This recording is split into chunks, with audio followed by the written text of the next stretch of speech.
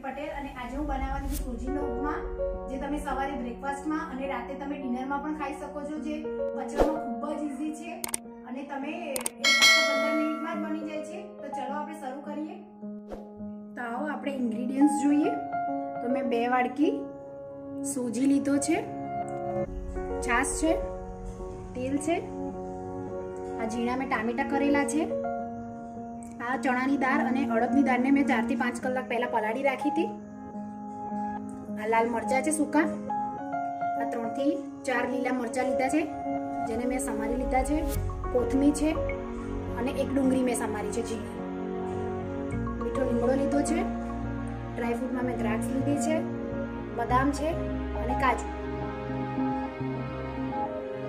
અને જરૂર મુજબ મસાલા લીધા છે જેમાં મીઠું, રાઈ, હળદર અને હિંગ। સૌપ્રથમ આપણે 4 થી 5 ચમચી તેલ લઈશું અને એને 2 મિનિટ ગરમ થવા દઈશું। તો તેલ આપણું ગરમ થઈ ગયું છે, એમાં હું આ રાઈ એડ કરીશ,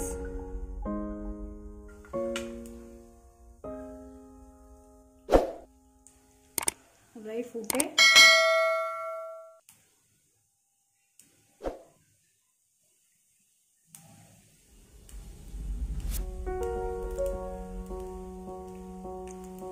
પછી એમાં આપણે જે હિંગ હતી એ હિંગ આપણે નાખીશું,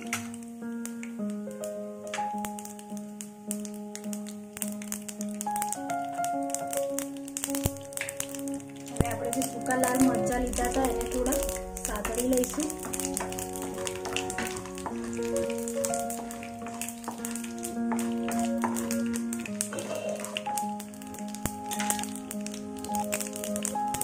હવે ડુંગળી એડ કરીશું,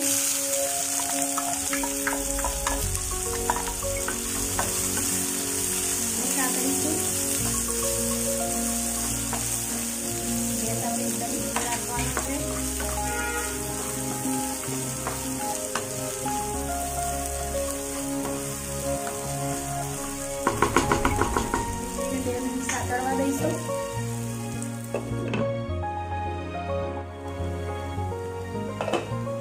હવે એમાં આપણે ટામેટાનો જે પલ્પ હતો એડ કરી દઈશું,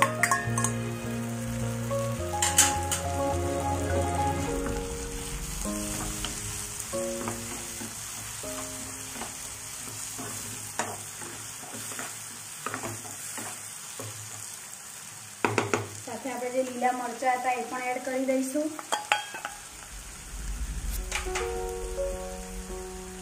પછી જે અડદની અને ચણાની દાળ હતી એને પણ આપણે અંદર એડ કરી દઈશું, બધું હલાવી દઈએ,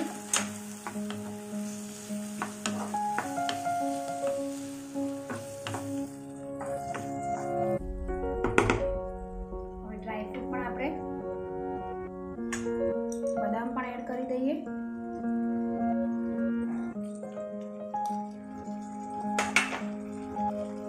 થોડા કાજુ રાખીશ ગાર્નિશિંગ માટે,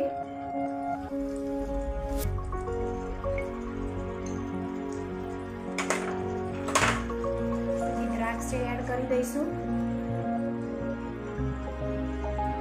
જે આપણે લીંબુ લીધું હતું એ પણ એડ કરી દઈએ,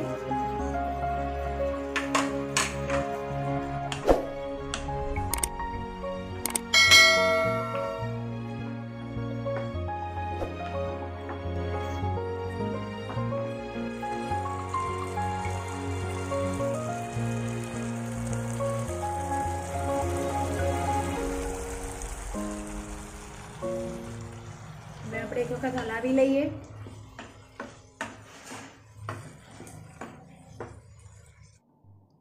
આ મેં 2 વાડકી સૂજી લીધો છે, એને શેકી લીધો છે અને એને થોડું આછા ગુલાબી રંગનું થાય ત્યાં સુધી શેકવાનું છે।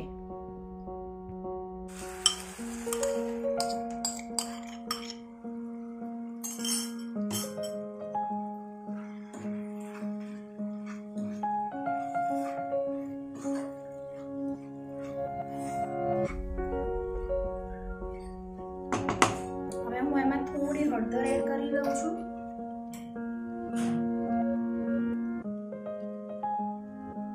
સાથે મીઠું પણ એડ કરી દઉં છું.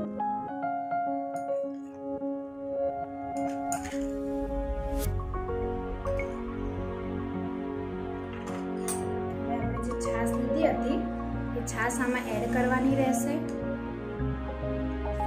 આપણે હલાવતા જઈએ.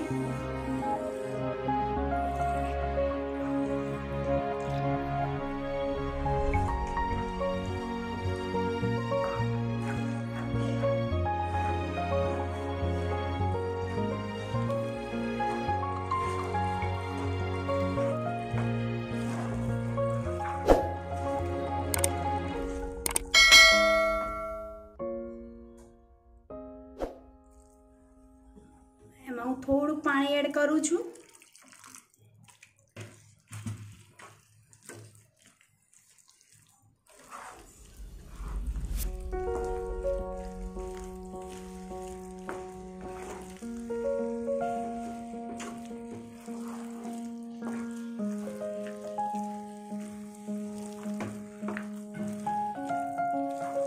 તો ઉપમા આપણો રેડી થઈ ગયો છે. હવે હું એને બાઉલમાં કાઢી લઈશ.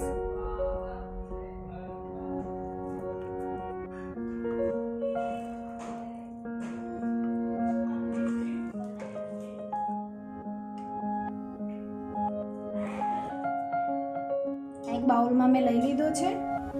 હવે એને આપણે બસ આપણે એને ટેપ ટેપ કરવાનું છે અને પછી આને આપણે આવી રીતે લઈ લેવાનું છે.